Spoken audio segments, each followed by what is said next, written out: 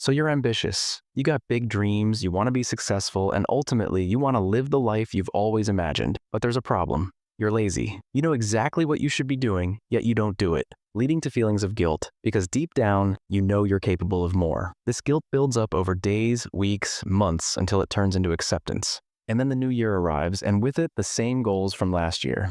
You start off strong, fueled by motivation and a bit of delusion, but before you know it, procrastination creeps in. Like that one relative who always shows up uninvited, your lingering procrastination turns into a daily cycle of laziness. And before you know it, you've labeled yourself as a lazy person. So how do we break this cycle and break free from procrastination? Well, there are many videos on the internet, but majority of them only address the symptoms, like deleting social media or removing distractions. While these may help in the short term, they fail to address the real issue, the root cause behind procrastination, which can be summed up in one word: inertia.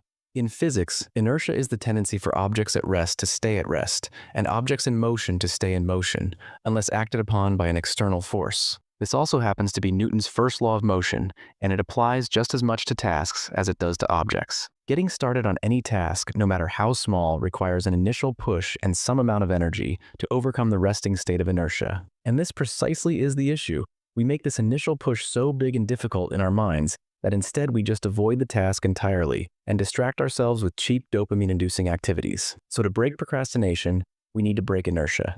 And there are two ways to do this.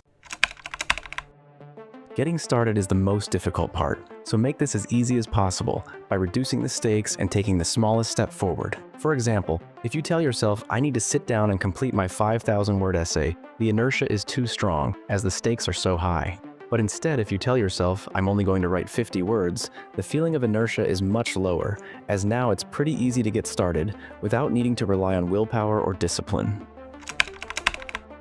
Another popular technique is the 2-minute rule. If you don't feel like doing the work, just tell yourself you'll do it for 2 minutes, and then stop should you want to. For example, you don't feel like cleaning your room. Put on a song, clean your room, and stop when the music stops. The best part is, usually you'll continue longer than 2 minutes, or you'll end up writing more than 50 words. And this is because objects in motion stay in motion. Meaning once we get started, we start gaining momentum, and this momentum keeps us going for longer. Initially, it's like pushing a ball uphill, but once we pass the point of inertia, it's downhill from there. And that's why it's important that the initial push is small and easy. In other words, reduce the stakes and start with just 2 minutes. You can apply these two methods to any area of your life to overcome procrastination, whether that's getting to the gym, working on your side hustle, maintaining your relationships, or pretty much anything you can think of. As Martin Luther King once said, "You don't have to see the whole staircase, just take the first step."